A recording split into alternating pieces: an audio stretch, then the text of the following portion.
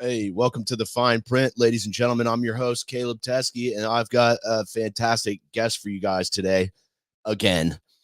And again, we're going to do the housekeeping off the top here and thank some of the previous guests, including Derek Graneye and Brooke Graneye from Bushy Beard Cultivation up in Newport or Derby, somewhere up there. AC Moon, who is a cultivator and an inventor, who was telling us about some of her interactions with law enforcement when she was coming up in the game. I had Yasha Khan on the show, the co-founder of MCR Labs down in Massachusetts. And if you guys didn't watch this one, this was a fascinating discussion here with Anthony Manitti from the Campton Apothecary down in New Jersey.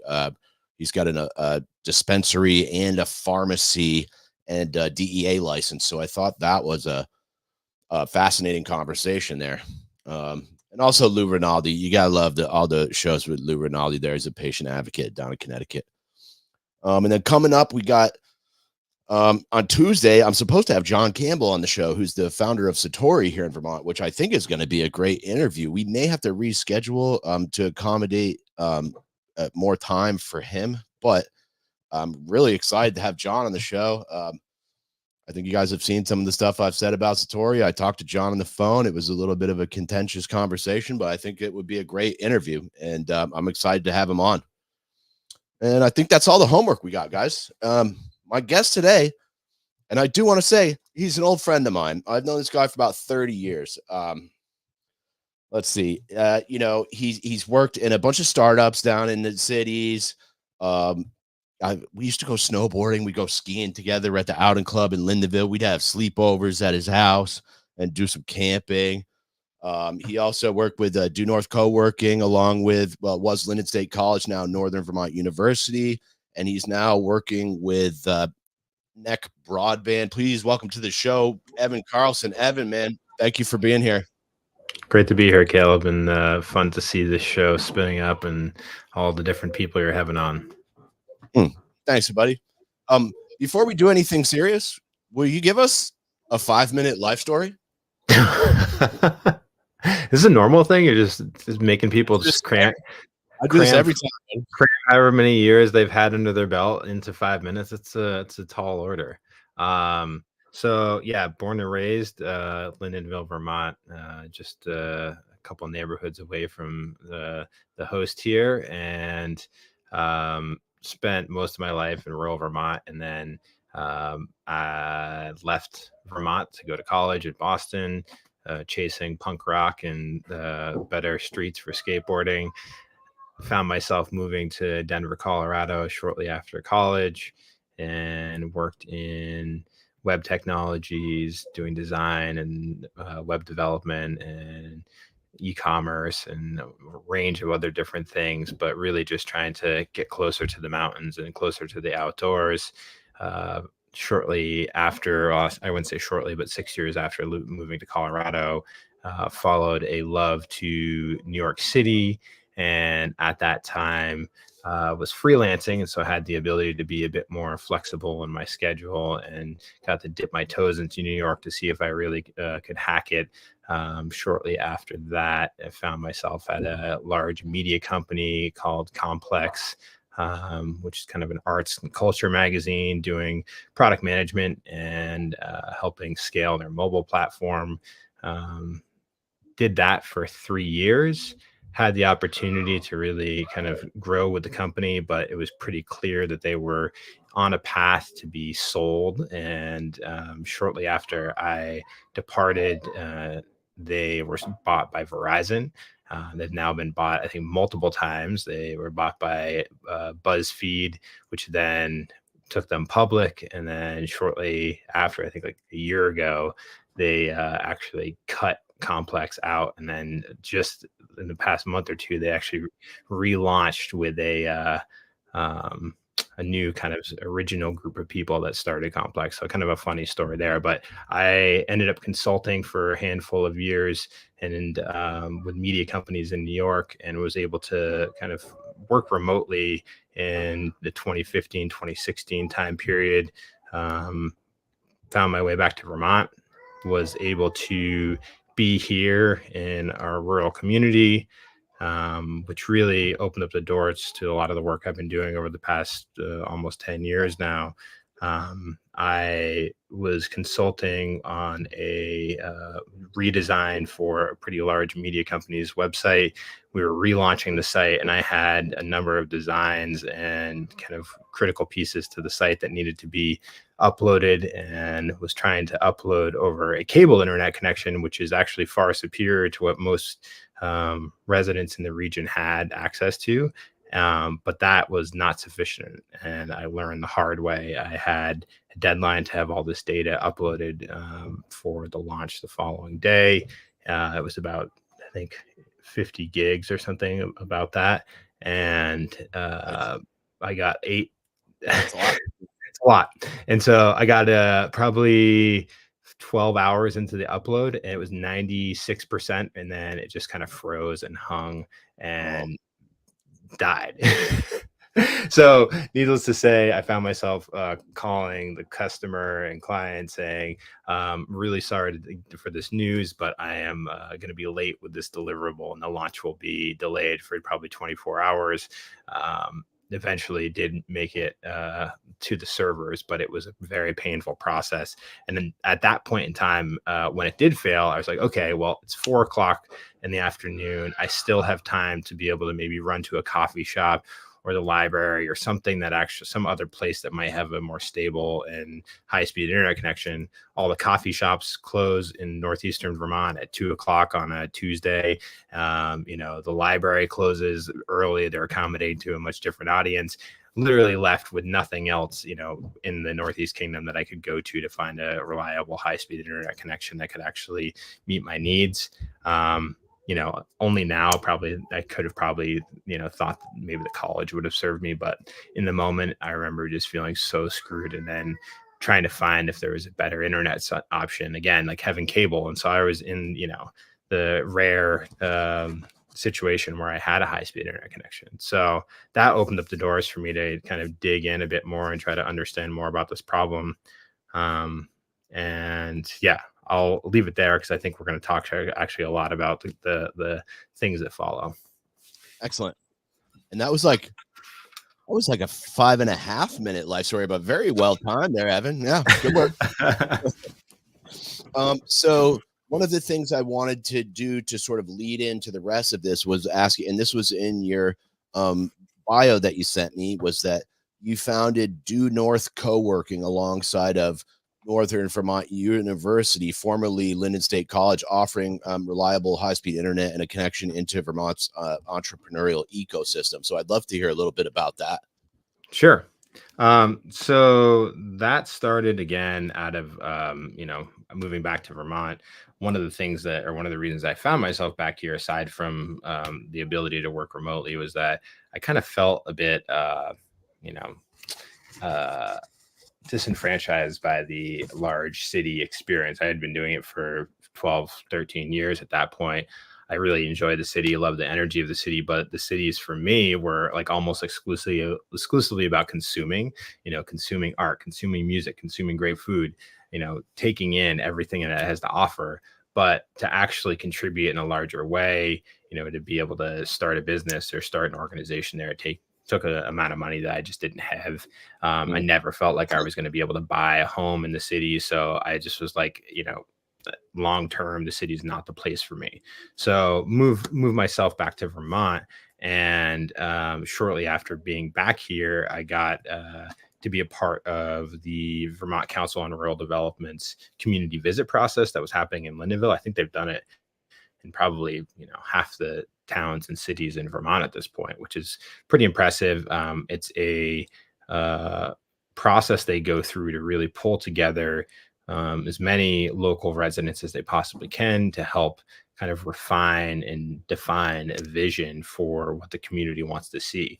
I was blown away by this because, rural Vermont, it's hard to pull kind of a diverse group of people together on a frequent basis. And they were able to pull together, I think, close to like 600 people for multiple events to gather and do this kind of vision workshop and be able to define, okay, what are the kind of underlying things that people want to see, not necessarily digging into the negative shit that, always comes up, but what were the things that people felt like their community had to offer and how they envisioned it could be best utilized, or what could be, what could come to fruition that would make their community better.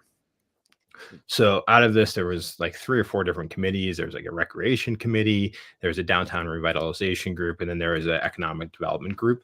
And the economic development group was charged with the idea of looking at how to get better internet, and then also just general economic development.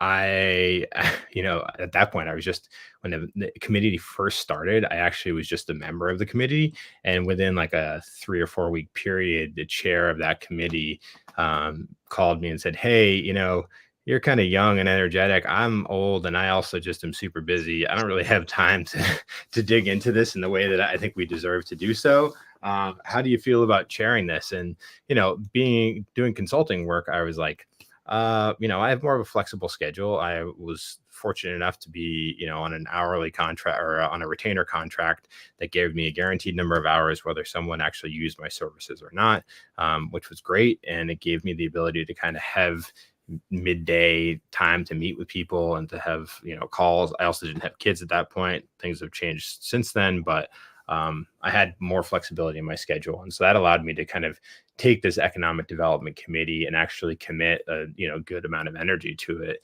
and bring some of these different ideas to life. But it was the first time I'd actually ever been in any type of leadership role where I was like, okay, you have the opportunity to now take these different ideas that the community has kind of brought to us, and how do we bring those ones to life? Let's do some prioritization. What are the things that kind of rise to the top within this group? And broadband was one of the things. Broadband was definitely the thing that people felt like they wanted to contribute time and effort to. There was also a pretty significant amount of money that was available for doing that work. And then I forgot, one of the other major committees that came out of that was actually a school and town partnership, which was pretty interesting. I think there was a couple of reasons why that came up. One was the kind of core reason is the town of Linden had a state college, had a public high school, but it also had boarding students, and there was very little representation of those cohorts and those members of the communities in any of these conversations or in the village center. If you walk through a downtown of a college town, most of the time you'd expect to see college kids, not in Lindenville. And that was pretty apparent to me and to a lot of other people that were at these meetings, that there just needed to be a change to be able to have that representation in the community, both from like their participation in things, but also what can we be doing as a community to be able to support that community, and get them to be engaged.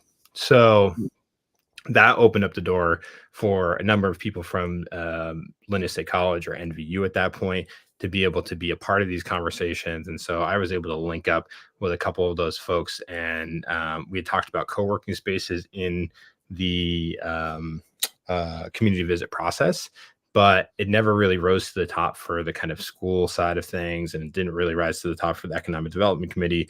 But I was pretty driven to try to look at that. I had seen some pretty successful models in rural areas, and in Lindenville, it seemed like there was a really big opportunity to be able to capture some of that tourism group that was coming through, but also this kind of younger demographic that was looking to move back to the area, and or some of those early groups that were looking at ways to be able to be in a rural community but get connected.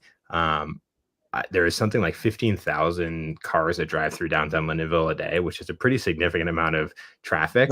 And there's not an actual downtown for people to engage in. And it's like, what are the things you can do to get people to stop? And I think it took a couple of different things, or it still takes a couple of different things to really make that happen. But I felt like, if we had a co-working space that was placed strategically in the village center, you're bringing people that are potentially having higher wage jobs, high access to high speed internet, and continually engaging in the community in some way. They're going to be able to patronize the businesses that are right there in a way that maybe isn't as easy for some other folks that are just passing through.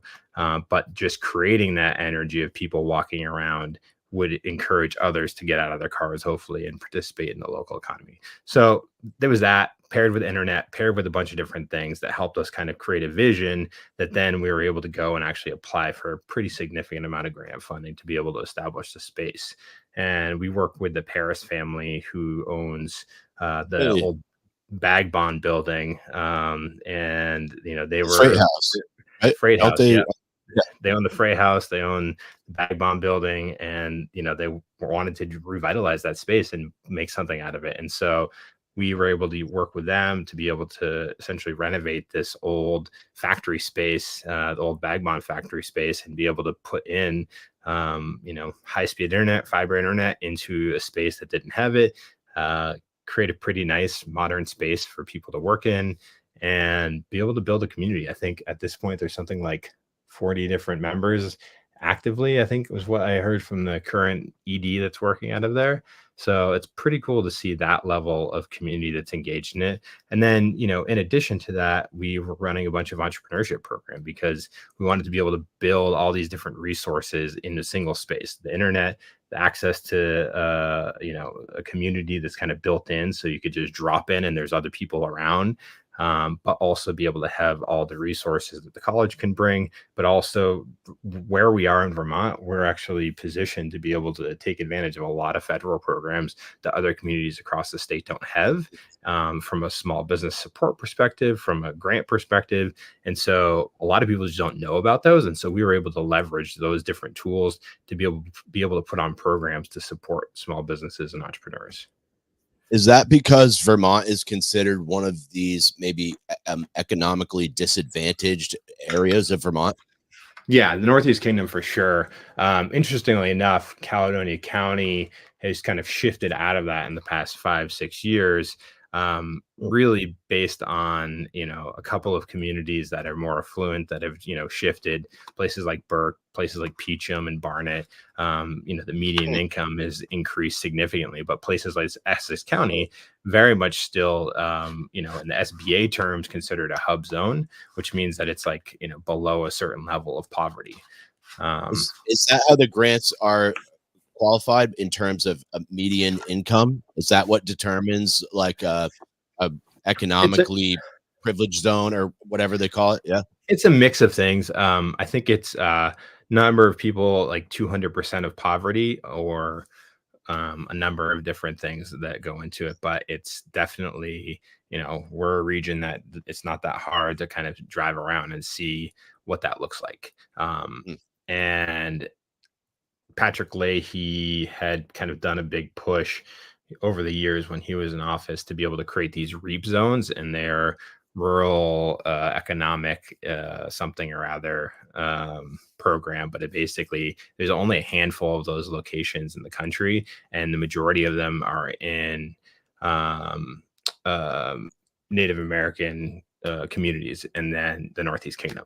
So it's Hmm. pretty. There Oh, are very, very few groups, and that allows us to be able to take advantage of grants in a way, again, that a lot of places across the country can't. sure. And I think maybe my mom got some of those grants too.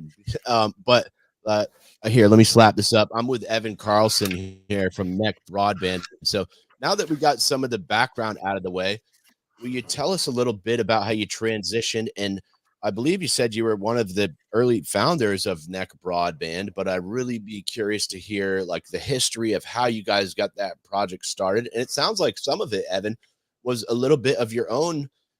You came home, you said you're trying to work remotely and you were having troubles.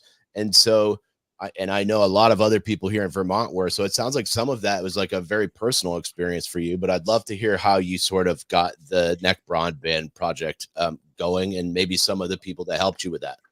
Sure. I would say, for me, NEK Broadband is very much a personal pain point. And having come from the realm of developing products, one of the kind of ethos that we always kind of drive from is it really helps to kind of understand the problems that you're trying to solve. Those pain points are kind of core before you actually go out and build something that you understand more deeply why it's a problem that actually needs to be solved. And with broadband in rural settings, it was pretty obvious in 2016 when I was having the issue, but obviously with the pandemic, I think it really put a microscope on the problem in a way that it hadn't been before. Yeah, Yeah. I had that problem come up. Again, through the VCRD project process, and having the ability to participate in that with a bunch of other individuals, including some state legislators, and then also a number of people from our local planning commission and regional economic development group. We were able to kind of pull together resources and people that could actually start thinking about how this type of process might happen. And what actually started it off was a feasibility study that we conducted that looked at how could we take the existing Lindenville Electric, which is a municipal utility, and expand their services from just electric service to support internet service. There was Lindenville and then 7 other communities that they surrounded or that they support in surrounding us. And in a lot of places across the United States, the municipal utilities actually have proved that that's a pretty successful model for building out rural internet. They own all the poles, they own all the wires on the poles currently, and so stringing additional lines on is, in the business or in the realm that they're kind of used to. But it's a totally different business model that they're working within. This different technology, so it becomes more difficult, and especially in a small rural area, to be able to do that, especially if you don't have the resources and technical skill sets in house. So we ran that feasibility study, looked at the electrical utility running it. We looked at the potential public-private partnership with an existing for-profit entity, or the creation of a CUD. The electric utility model was proving to be kind of, on paper, the best one to be able to pursue. We approached the electric utility and the town about it. Ultimately, the utility said that it was just out of their wheelhouse and not something they were comfortable taking on, and were concerned about the additional cost it meant for the ratepayers. That never went forward, obviously. And so we moved ahead with the communication union district model. And that's a pretty unique model to Vermont. It was actually started out of East Central Vermont's fiber, or EC Fiber, which is the first communication union district in the state that was formed officially in 2015, but they had actually started the work far before that. They had formed what is known as an interlocal agreement. So the 2 municipalities, it's actually just some wonky legal stuff that I don't even need to get into right now, but essentially they had gone for years working under this legal document that allowed them to be able to build infrastructure and have it under a single entity without it being a for-profit business. But the legislature created these entities that actually allowed them to form these districts that are similar to a waste district or a water district or a fire district. And those models are what the communication networks are being built under. And that allowed multiple communities to come together to create this pseudo municipal entity that could go and get grant funding, but more importantly, go to the municipal bond market, which allowed them to be able to access really low interest rate funding to be able to build the rest of their network. And so that's why EC Fiber had created that model. They went out and took out a pretty significant amount of funding to be able to finish their network. But before that, they had basically been doing, I think they got like $2,000 or $200,000 donations or something like that to be able to build their first part of the network, and then essentially just bootstrap the rest of the network until they had built 100% of a couple towns to be able to have a backbone of monthly reoccurring revenue to then go and build in these other rural areas. And they were focused exclusively on the most rural parts that the kind of large telecom providers weren't going to. And it seems like maybe $200,000 does not go very far in this industry. No, absolutely not. It definitely doesn't. But again, EC Fiber set that model. So NEK Broadband was like, okay, if these guys did it in a really rural area and they did it successfully. They're still doing it successfully. We should be able to do it too. And so we, did some legwork, did more research. I had talked with some other folks that had been building that same model in central Vermont. A gentleman, Jeremy Hansen, it was who I had spoken with and had started CV Fiber. He really did like a lot of the similar legwork that I was doing, just researching how it was done, trying to understand, what exists currently in the market, and is there any chance that the rural providers are ever going to come and build last mile? And it seemed pretty unlikely. So, seeing that they had started the process, we felt like, okay, this is something that's going to take hold. The way that it actually works to form the district is you have to have 2 or more towns sign and agree to join a communication union district. And that can be done through a special meeting with the town, or it's done at town meeting day. And there has to be a vote that has, a positive or affirmative action on it. The process that we took, we started this in like 2017 or so. It wasn't until March 2020 that we actually got the votes to create the district, but that legwork between it was like a ton of work. We had done 2 additional feasibility studies to figure out what's the configuration. Originally, like, okay, we're just going to do a Caledonia County specific district. And then a bunch of people were like, oh, we actually should be doing this at scale of the entire Northeast Kingdom, because the Caledonia County might be able to do it, but then you're leaving Essex County, which has an even harder business case with even more rural pockets than what our region has. They'll never be able to build it. If it's going to be hard for us, it's going to be really hard for them. So we should be, collectively approaching this. And shout outs to Catherine Sims, who's now a state legislator running for Senate. She really pushed me hard. And at that point, it was like 4 or 5 of us that were meeting on a weekly basis to try to move this thing forward.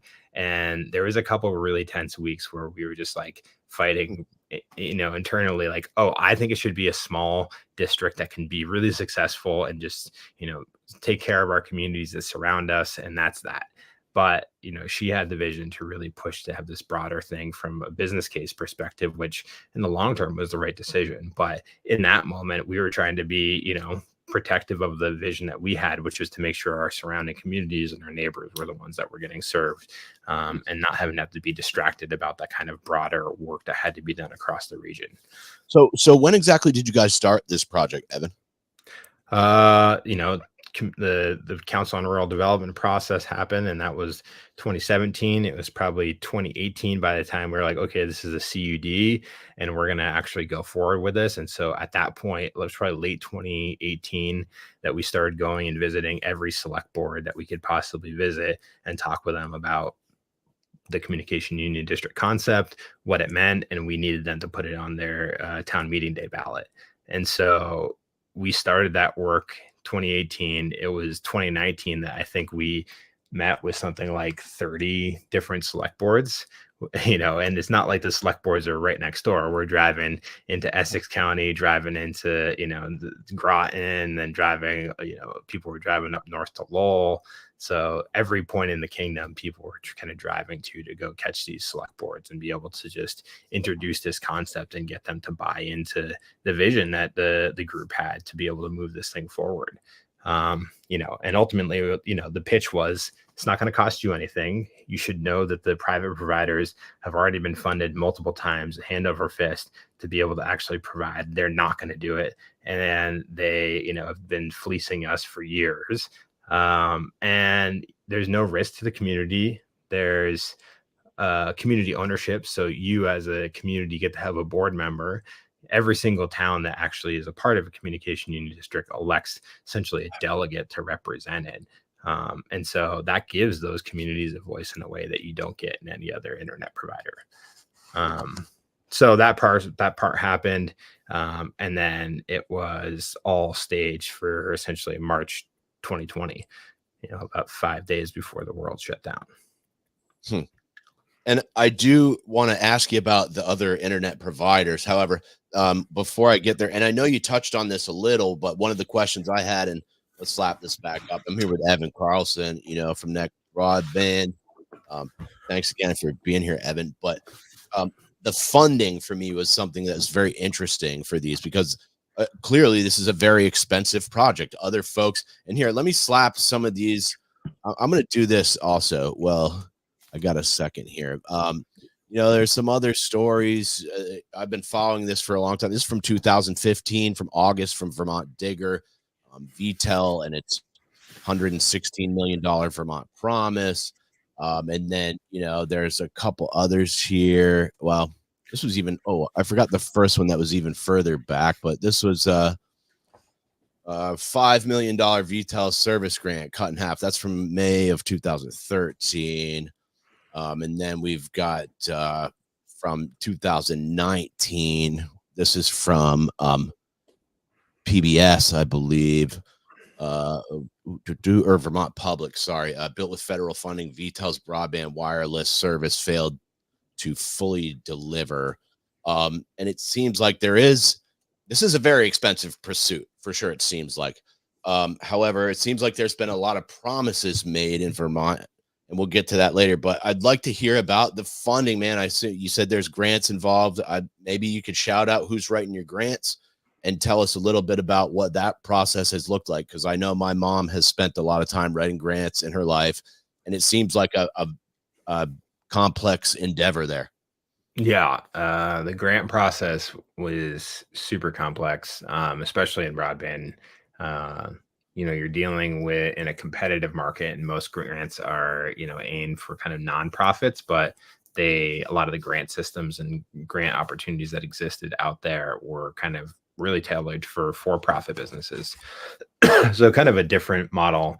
But regardless, a lot of the work that we did in the beginning was, nonprofit type grants and things from USDA rural development, and the business development grants that they had were really core to some of the initial US or feasibility studies that we did.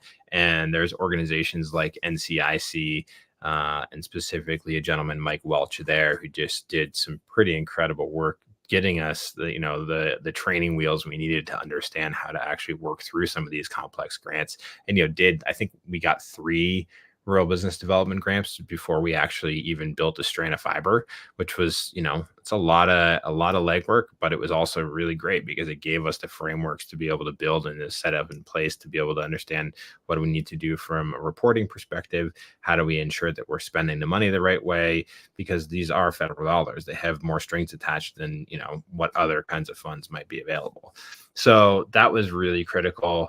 But the really big pots of money, the ones that are other for-profit providers have kind of used over the years, really were actually excluded in our area for a long time, which was really interesting. There was a program called USDA Reconnect, and that was funding that VTEL had got.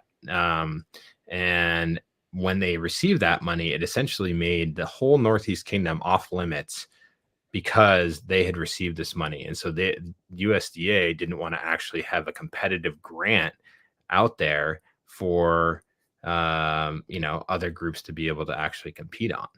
They're not going to, which makes sense. They don't want to have taxpayer dollars going out and then having another set of taxpayer dollars coming in to actually compete head to head with those dollars. I mean, great, novel. But if you have a company that kind of fails to deliver on that original promise of delivering wireless service, and then it's excluding all these kind of future endeavors, puts us in a pretty rough spot. And, the NEK has had a lot of promises that have failed, and in a lot of instances where we're kind of getting, tarnished because of folks being, unable to deliver on things. Well, and, like I just showed in that story, it sounds like some of those promises did go, unmet. And here's Cheryl Van Epps joining late, eager to listen and learn. It's not our taxpayer dollars, although some of those seem like federal dollars. Are taxpayer dollars funding some of those programs, Evan? Do you know? USDA, I'm pretty sure that the funds that go through USDA grants are probably US or federal or taxpayer dollars. Well, and here we go. Our federal government creates each and every U.S. dollar it spends. And Cheryl, that's a conversation we could definitely get into another time. However, I'm going to keep this moving. I do want to thank you for tuning in, though. And I wanted to ask you, Evan, about on the phone, we talked about some of the guidelines that are put in place for these grants. And you said this new pool of funding is a lot of money, and we have to be able to reach a certain scale, or otherwise you're not going to qualify for some of these grants. Is that accurate? That is correct. Yeah, and that might open the door for some of these other larger telecom companies to maybe scoop up that grant. I was wondering if you'd tell us a little bit about those dynamics. Yeah, I'm, and as a now just a standard board member, I'm no longer the chair. I'm not in a position to be able to speak as in much detail as I used to be able to, but the BEAD funding program, or Broadband Equity Access and Deployment Program, is like a $42 billion program that's set up to be able to build broadband in the most rural parts of the country. That funding is set to start being released in the next year or so, but the program guidelines are really set up to try to ensure that you're serving the broadest groups and that you're set up for success in the long term. They don't want to, again, distribute a bunch of funds and then have an entity fail, especially with the kind of volume of funds they're looking to unleash. And so having scale that might be offered through kind of multiple CUDs working together is the type of scale that they're looking for. When you look at kind of the region that we're working in, we're the most rural, and we're talking areas that have less than 6 households per mile, and 6 households per mile are kind of the bare minimum that a lot of the for-profit providers are looking for. Can you tell us what? And that leads into my next question here, which is about the cost of sort of building out the infrastructure. Like I told you on the phone, my mom was able to get internet at our house, and you're familiar with the area I grew up in Linden Corner there. And then if you go down a mile to my best friend's mom's house, she wasn't able to get Charter to come out there, for example, to come build it out. And it seems like maybe population density is a factor here, but I'd love to hear your thoughts on that. And maybe you could tell us a little bit about the cost that goes into building out that infrastructure. Yeah, absolutely. So, I mean, I think it's worth also, because I don't think we've talked about this yet, what NEK Broadband is doing is building out a fiber to the home network, versus what VTEL was doing was really fixed wireless. They do have a fiber network in Southern Vermont. It's also different than satellite internet, which has been one of the primary kind of solutions for everyone. I had at my home HughesNet for quite a few years, which was really expensive and just a piece of garbage. Not good. And so, fiber to the home, you're talking speed of light running through glass. It's the fastest means to transmit information. Like, hands down, there's nothing that is going to beat that in the near future. So dealing with fiber, you're running line on poles or underground through conduit. In those scenarios, you're building in, especially here, areas that poles are pretty old, and so you have to replace poles along the way. You're dealing with vegetation encroaching on that, and so you have to clear the vegetation, and there's a lot of legwork that goes into just hanging a piece of wire on the poles. There's licensing. When we started the project, the cost that we were estimating was about $30,000 per mile of fiber, and $30,000 per mile was what it was then. I think now it's probably pushing 45,000 a mile. So not inexpensive. And, when you talk about, in the Northeast Kingdom, we're talking 2,000 miles or so of fiber that we're trying to run, 2,000 or more. I think it's like 2,500. So it's a lot of fiber, a lot of mileage to put in. And, when you're talking about how to actually, if you're a for-profit provider, you're going to run fiber down the last of this dirt road. There's 6 additional houses on that road, but you're going to invest $15 million getting to the end of it. The opportunity to recoup the money on it might take you 35 years. No for-profit company is going to wait 30 years to make their money back. It's just not it's not in their business model, especially if they have shareholders. But when you're a, entity that's exclusively focused on trying to build fiber to that last mile, that is your mission, and you're trying to be financially sustainable, then you can change what the kind of goals are. You can change how you're actually operating to be able to, have that be the goal. And again, we're super fortunate that we have grant funding to be able to help get us to a point where we can actually build in these really rural areas. It just wouldn't be possible without it. Yep. Evan Carlson, NEK Broadband. Slap that logo up there a couple more times here. And it sounds like there was one other thing I wanted to ask you about that might have been backtracking a little, but you said something about the Connect America Fund or something like that. Would you mind telling us a little bit about that, please? Yeah, so Connect America Fund was actually a program set up through universal service funding. So universal service was essentially a tax that is put on to every single landline application or a landline phone. It's a fee that accumulated and allowed for maintenance of those types of things, or to be able to put universal service into place in the most rural areas.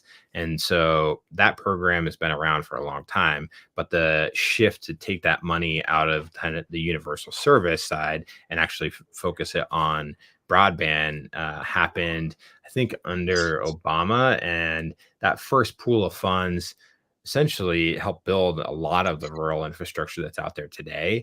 But there wasn't great oversight, and there's little to no understanding how to actually measure success in rural broadband. The technology wasn't there to really be able to measure that you actually are getting the right speeds that are being promised at the end of every road. So there was two versions of this Connect America Fund. And for instance, like my house is in consolidated communications territory that was actually funded twice, or Consolidated Communications got funded twice for service to my house with a promise to be able to deliver 10 megabits per second service. So I don't know the total amount of money. I want to say it was like $15 million for this specific census block that we're in. But I do not have 10-1 service from Consolidated. It wasn't even available. What they offered me was basically a 764 kilobyte, aka dial-up speeds back then, which is kind of insane. And so these guys got a significant amount of funding multiple times, and there is essentially very little consequence to them for actually failing to do that. But that funding also created blocks on rural areas being able to be grant funded for other through other programs. So NEK Broadband can actually build out in some areas because of CAF2, which is, again, not surprising, but that's how it works. Well, that seems like a big problem there. And I know we touched on this on the phone a little bit, but that could block you from further grant funding when you're not getting what you were already promised. Seems like it might be frustrating for someone in your shoes. Oh, for sure. But you look at it from a business perspective, they're playing a defensive game. They don't necessarily have to build all the way out here. And they might have intentions, like some people might have intentions to build out here, but also by taking that grant funding, it means that no one else is going to be able to come into that area for at least the foreseeable future. So they can retain some grasp on that market. And here's Cheryl again. And Cheryl, I'm going to leave the political comments off because I'm trying to stick just to what's germane to this discussion here. But she said, cannot even get an internet connection in my basement nor in my yard. If you care to tell us where you live, I don't know if Evan would have thoughts on that, but she said they're waiting for fiber. Oh, and here's Woke Shaman. Broadband should be $20 a month for everyone. Facts. Yep. Yeah. And then he says, Comcast used to say they charged more in the city to help maintain rural areas. Never heard that. Yep. But so I wanted to ask you about this other project you got going on here. It sounded like you got a fairly sizable, I think you said the number was somewhere in the ballpark of 200 million or 180 million or something like that.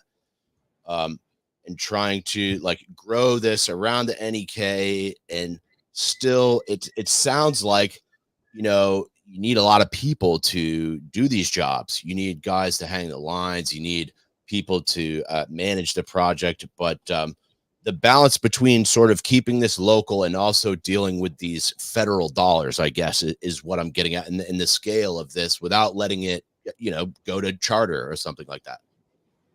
Yeah. So, I mean, again, we're a community owned, member managed, in some respect, board or organization. We have now an executive director, we have a director of operations, we have people doing communications work, people running the CPAs, helping manage the accounting and the grants, and we have a pretty good sized organization that's growing to really make sure that we're taking advantage of the opportunities that are out there, and that we're moving at a pace that really doesn't skip a beat, or trying to get this work done so people in the community actually have access to this type of internet.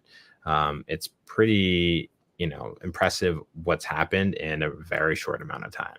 And we're talking 2024. The organization was really formed in 2020. So, 3.5 years or so, we're out here actually building network and have connected 500 homes, and expecting to connect more over the next year or so. But the staff and the people that are involved with the organization from a board perspective, it's that kind of consistent vision that has really helped drive that. So it's been cool to see, and it's a lot of people involved. We're talking 55 board members or 55 communities, but like 50 or so board members that are actually participating in this. That's kind of unseen. When we're talking about the kind of available funds, we, again, like, I'm a board member now, but when I had started it, I was the chair of the organization. And as chair, I had my fingers and my hands in it a lot more than I do now. And I was very aware of all the details. But before I had stepped down, we were talking that this was going to be a $180 million project to be able to build across the 55 communities. And, again, the most rural parts of the state. That was something that, I think that price tag has gone up just because of inflation and, the cost of materials. There's also a pretty significant amount of competitiveness around trying to get your hands on fiber, because there is all this federal funding going towards building broadband. And also from a worker perspective too, like, you're talking about a pretty, you're up on the poles, you're trying to splice fiber, which is definitely a skill of its own. And there's certainly better places or more comfortable places to be working than northeastern Vermont, with all the bugs and rain and mud, or through the cold winter seasons. You can go to Georgia for half the year and, probably, make as much or potentially more money. But our goal is to try to ensure that the people that are building this can actually be members of the community, like try to skill people up. And there's actually a jobs program that we're running with North Country up in Newport to actually train splicers so they can actually get into an apprenticeship and be able to actually work with us as we build out this network over the next handful of years. So, one of the things that I'm like very kind of passionate about from the impact that this work can have is the ability to take as much of that federal dollar and put it into this kind of rural, economically deprived region. I want to see, $100 million stay here versus, going to consultants in DC, or go to, construction companies that are just going to leave the area once the job is done. I want to see that skill set be developed here, see, some kids that are starting as fiber splicers come out and say, you know what, we're going to create our own, telecom company and be able to go and build network in other rural places across the country, and then bring that money back here. Like, let's try to make that kind of thing happen. And, with the amount of money that's coming in, let's take advantage of it. It's kind of a once in a lifetime thing. And here's Cheryl again. And she's up in Essex Town. Thanks for answering that, Cheryl. My adjacent streets were strung with fiber, but they skipped over us in 1/3 of my neighborhood. Not political, economic. And I think you're probably right about that, Cheryl. Yep. So Chittenden County just got a communication union district form, I think, last year. So there might be something coming their way. And Cheryl, you should get involved. I think Essex is a part of that district. And, get involved with the board, check it out, see what they're doing. If nothing else, hold them accountable. That's what is nice about it. You can actually go and check out the meetings and sit in on it, be a pain in the ass, and try to make sure they're doing the right thing. Yeah, and here's one from Oak Shaman again. I'm almost certain Cabot Cheese Agrimark has fiber at the factory. Why can't they share their connection with Cabot Town and the NEK? And I have no idea. So yeah. What's interesting is that, again, like the problem isn't necessarily that there's not fiber in parts of these communities. You look at just about every community in, or at least I would say hub community in the Northeast Kingdom, there's fiber running through the town. But the problem is the last mile. We're talking, once you get outside of an area that has 6 households per mile, which again, you get outside of the downtowns, that's where you start to see literally no service, which is the place where, to your point about your friend that lived down the road, like that's the exact scenario. Your household was at the edge of a village. After that village ends, you're in no man's territory, and no one is going to spend their own private dollars or their shareholders' dollars or whatever to go and build that, $30,000 for the recoup over the next 15 years or whatever. And that's, that does seem very much just like a numbers game. It's not anything personal or like, hey, we don't want to help poor people. It's just like there's no people out there. And if you're paying, let's say you pay $100 a month for internet and there's 6 houses in a mile, and what'd you say? It's like $30,000 to build out a mile. Okay, so now you got 6 people paying you $100 a month. Even that's going to be like 5 years to recoup that just for a small stretch of road. So like this could get very expensive very quickly, especially in the most rural areas. It feels like. Exactly. And this is not new, this problem. You look at the, electric grid, that was why the Universal Service Fund was established. But the electrical grid, Victory, Vermont, I think was one of the last places in the United States to get served. But no surprise, they're probably going to be one of the more expensive places to build to for NEK Broadband, because you're talking about, on either end of the town, a 5-mile area where there's literally 2 or 3 houses. And so that's a lot of fiber and a lot of poles across before you actually get connected into anything. So yeah, it's the math is difficult, but the purpose of the communication and union districts is not about the math. We're doing it for a public service and a public good, and trying to, and the federal funding dollars seems like it will help with that, because it's like, okay, we've secured this money and now we can use it however we like, even if it costs us maybe a little more to run some lines down to grandma's house down the road or something. It seems like it would give you a little more leeway than if you were investing your own dollars. 100%. But the thing is, we have the fire and the fury of the fact that the private telcos have actually gotten a lot of these same dollars and just fucked us one time after another. And you just said, well, yeah, we'll take these dollars, but that last mile, that last mile, I don't think so. It's like that kind of attitude doesn't fly. Like for us, this is the reason why we're doing it. And so federal, the big boys are still getting some of those same grants. Oh, absolutely. I mean, if you look at you can actually go on the BEAD website. There's like a whole website for that BEAD funding, and you can go look at any of the past big funding rounds for broadband, and you can see what has been funded, where they are actually planning to build, and then go to those communities and test it out. See if you can call them up and say, hey, I'm at this address, can you give me service? And see if they're actually holding true to their promise to deliver that. I know in my home here in Sutton, Vermont, they certainly haven't delivered what they promised. That's no man's land right there. We're in the definition of no man's land for sure. Okay. Well, here we go. One more slap here.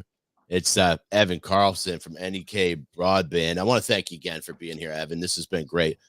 I do want to ask you, I saw recently about the merger here, and I was hoping maybe you could tell us a little bit of the 30,000 foot view of that and your thoughts on that.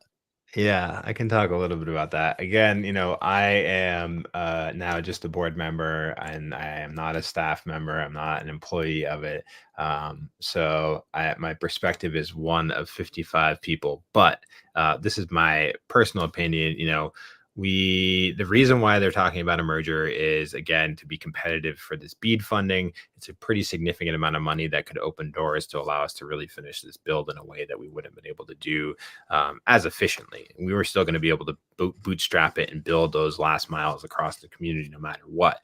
But to be able to do this in an efficient and effective way and get people connected in the next couple of years, this funding is critical.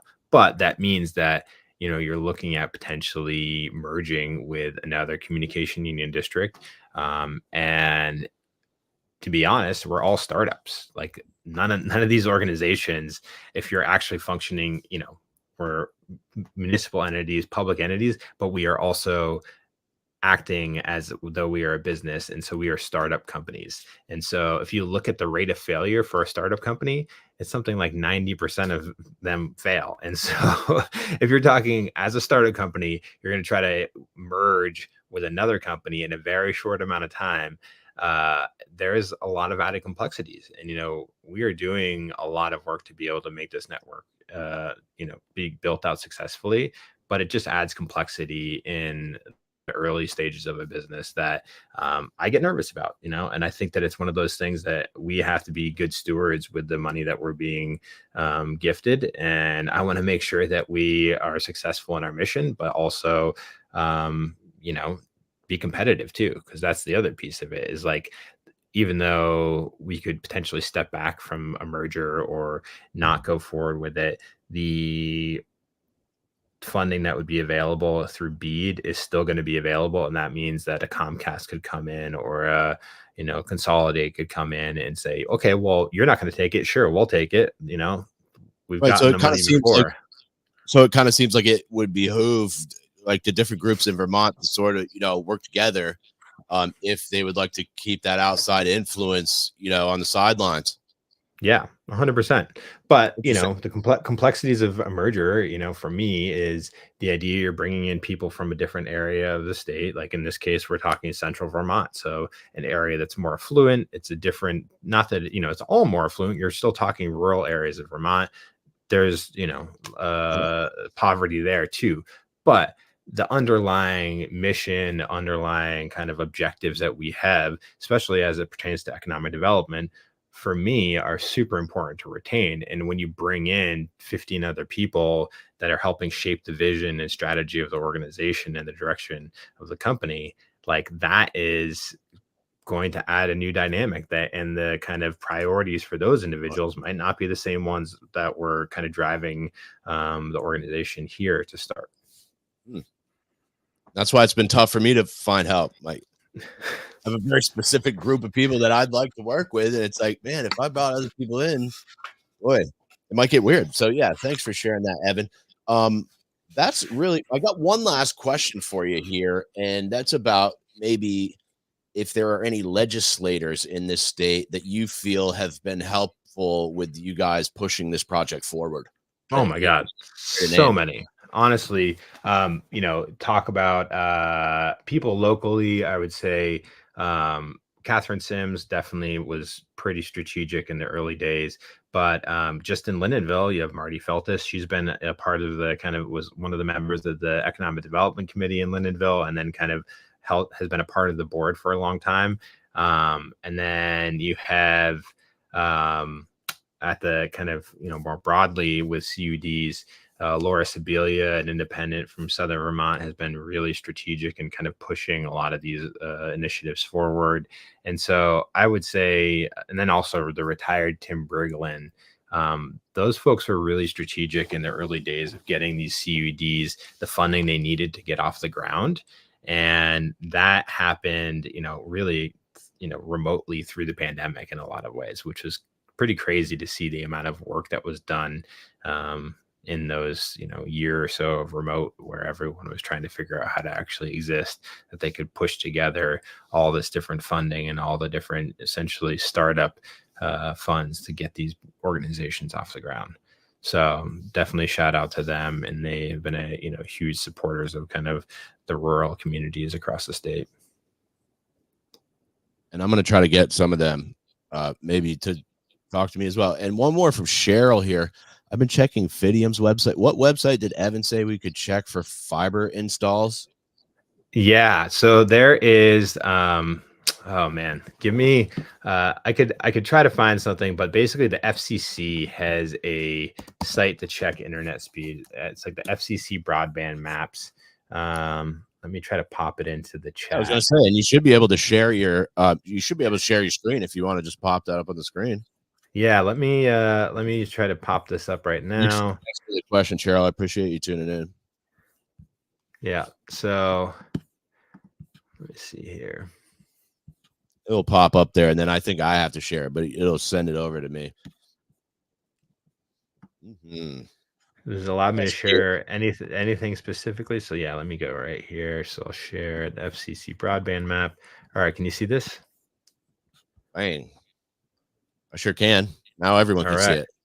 All right. So yeah, you can just, here I'll we'll do a 94 Pierce Drive, Lindenville. This was an old address that I lived at, so it's not my current address. But here you can see what is being advertised. But honestly, this is a tested, in many cases, way to be able to actually understand what's available. So they've done a lot of work over the past years to clean up these maps because there was so much kind of erroneous information out there. But what you can do is you can kind of zoom out. And so this is a perfect example. This is an area that I'm quite familiar with. My folks grew up in this area. You can come up here and you can see, okay, these folks are all served with what seems to be broadband. But then you come up over the hill here and you're going to find people that probably have much less for service options. So yeah, here you only have HughesNet is your only option. But here it sucks. A mile or so down the road, you got Consolidated, you got Consolidated, Spectrum. So there's very clear dividing lines. The more rural you get, and if you were to look at the sat imagery here, you can kind of see you're talking small neighborhood, and then you get up into the mountains of Kirby, and you're going to have no service. But this is a great way to just kind of go and see what's available, see who's coming through your community. Thanks, Evan. That is great. Yeah. I'm going to take that down now. Oh, and the last thing I wanted to ask you was about your survey. I know you guys put out a survey a while ago that would let people maybe test their internet speeds at home and report back to you. Do you know how that survey went? Honestly, I don't have that data in front of me, but it was something that definitely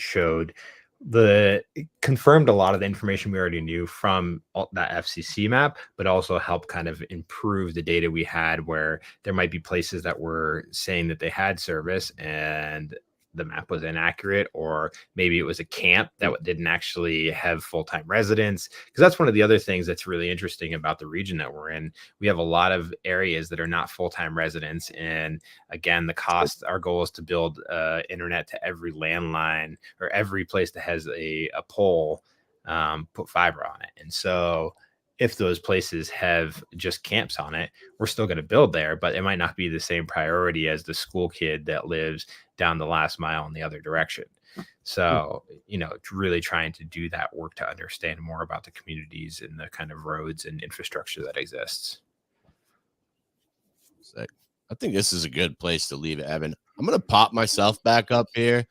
I'm going to one more time slap up the NEK Broadband logo here. It's Evan Carlson. Thanks again, man. At the end of every show, I leave my guest spot for anything we might have missed that you think is important, or any shameless plugs or shout outs or stuff you got coming up. Thanks so much for being here with me, my friend. It's been a pleasure. Yeah, absolutely. I think the thing I got to say is to support community initiatives, especially community broadband, giving our community members the ability to actually take some ownership over it and be able to ensure that they're getting the public infrastructure that's needed to be able to exist in 2024. Of course, here in Vermont, we like to be able to get out in the woods and, get away from all the digital void that we spend a lot of time in. But having that access when we need it is critical, and I think it's going to continue to be. But we can rest assured that the public providers are not going to be coming out to fix our solution or fix our problems anytime soon. So check to see if your community is involved in the communication union district and get involved. Evan Carlson, thank you so much, my friend. Stick around for a minute. I'm going to play the outro, but I'm your host, Caleb Teskey. And remember, the devil's in the details, and the details are in the fine print. Thanks for watching. Play my shit. Wait, play my shit.